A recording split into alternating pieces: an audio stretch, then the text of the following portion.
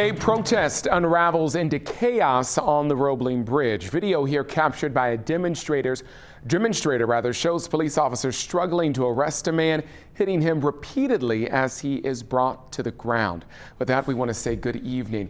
And we need to tell you right from the start here, there are many questions about the violence that broke out tonight, again, on the Roebling Bridge. Some of the video of the incident is disturbing, and that video does not necessarily tell the whole story. This all started as a demonstration in support of Ayman Soliman. He is the former Children's Hospital chaplain who has been detained by ICE. The demonstration was a peaceful one. It is the aftermath where things went wrong, and Local 12's Chris Arnold has been on the scene for all of it. Chris, explain how this all unfolded. Well, yeah, Paula, we actually got an update here from Covington Police in just the last 15 minutes, and they say more than a dozen arrests were made out here tonight after they say several warnings were issued for the group on the Roebling Bridge to disperse, and after several people failed to do so. Now, I received this video from a man who was on the bridge as those who were marching encountered police tonight.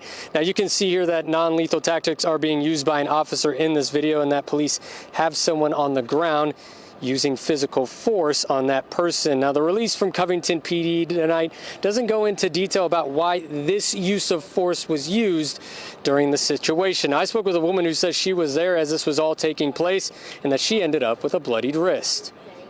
I'm American, and he just threw me down on the ground, and he bloodied me up, and I am 70 years old. This is my country.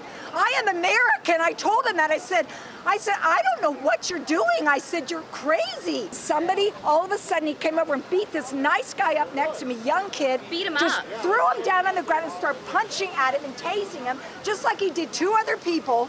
And then he bloodied me up and threw me on the ground.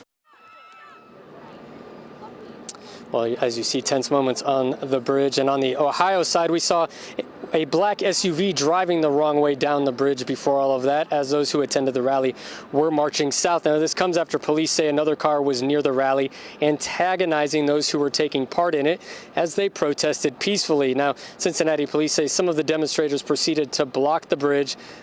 Others were walking down the bridge. A couple of disorderly people in the street who refused to move out of the street when they were ordered out. They were blocking traffic, and we want to make sure everybody can exercise their First Amendment rights, but it has to be done in a safe and responsible manner. So we had to move them out of the street. Three of them are going to receive citations today and be turned loose. Well, in that update from Covington Police tonight, Covington's police chief did say in a statement that they respect everyone's right to protest, but when demonstrators jeopardize public safety and violate the law, their officers take the appropriate action. Again, we don't know why this use of force was used on this situation that took place on the Roebling Bridge. For now, live here at the banks, Chris Arnold, Local 12 News. Still a lot to unpack, and this is the scene just a few minutes ago outside Covington Police headquarters. About a dozen protesters are chanting, "Drop the charges and release the protesters." Now, officers did come out to talk with them, but those officers left, and the protesters, we are told, remain at the scene at this hour.